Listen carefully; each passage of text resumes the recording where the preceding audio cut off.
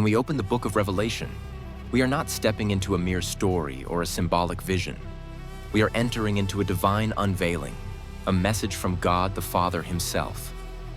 This is not John's imagination, nor the musings of a man in exile, but a revelation entrusted to him for the church, for us, for this generation. It is a book of warning and preparation, a prophetic declaration of judgments that will shake the earth and test the faith of believers.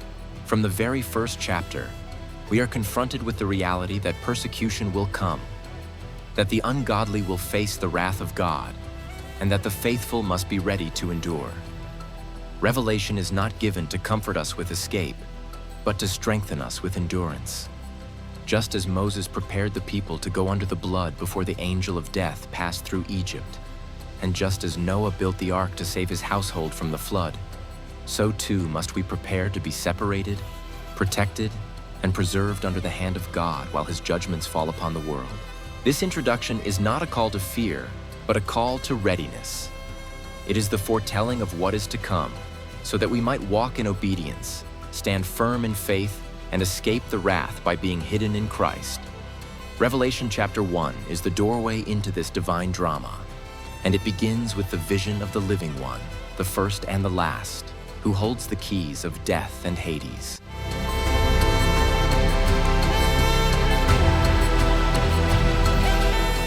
When John opens the book of Revelation, he does not begin with idle words or poetic musings, but with the expectation that we, the hearers, will recognize that this message is not his own invention, nor the imagination of a man exiled on Patmos, but a divine communication from God the Father himself, a revelation of what is to come upon the earth and what his people must do in preparation for the judgments that are soon to be poured out upon the world.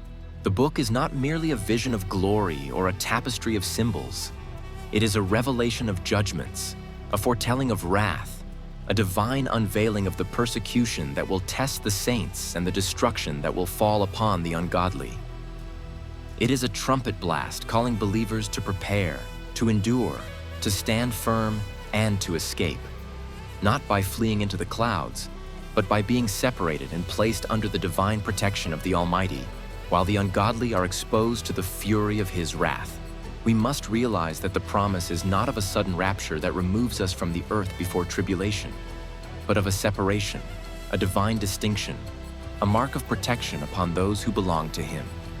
Just as in Egypt, when Moses prepared the people for the coming of the angel of death, instructing them to go under the blood of the Lamb upon their doorposts, so too must we prepare to be covered by the blood of Christ, hidden under his covenant, while judgment passes over the land.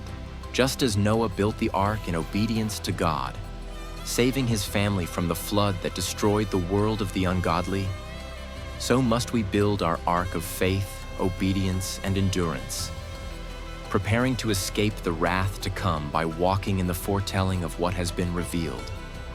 This is why the book of Revelation opens with such solemnity, why John declares it as a testimony from God, why he insists that those who read and hear and keep the words of this prophecy are blessed. For it is not a book of speculation, but of preparation. Chapter 1 sets the stage with thunderous clarity. John, exiled for the testimony of Jesus, hears a voice behind him like a trumpet, commanding him to write what he sees and send it to the churches.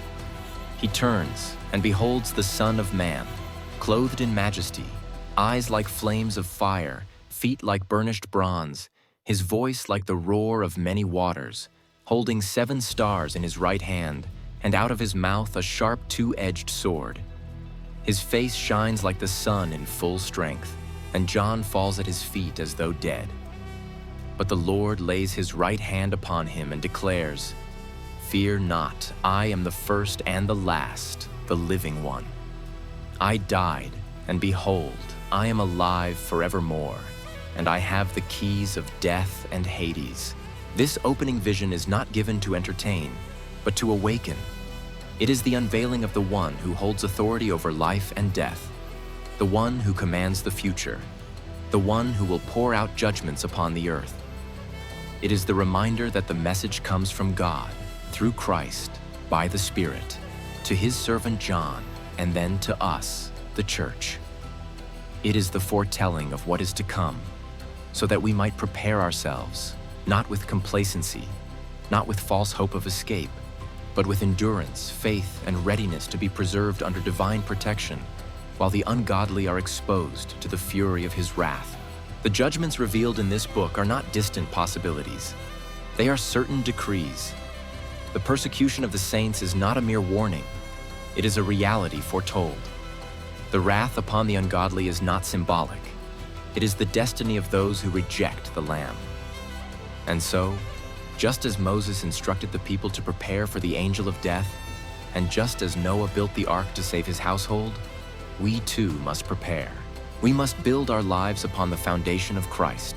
We must walk in obedience to his commands. We must endure the trials that come, and we must trust in his promise of protection. For the book of Revelation is not given to frighten us into despair, but to forewarn us into readiness, to equip us with the knowledge of what is to come, so that we might escape the wrath by being hidden in him.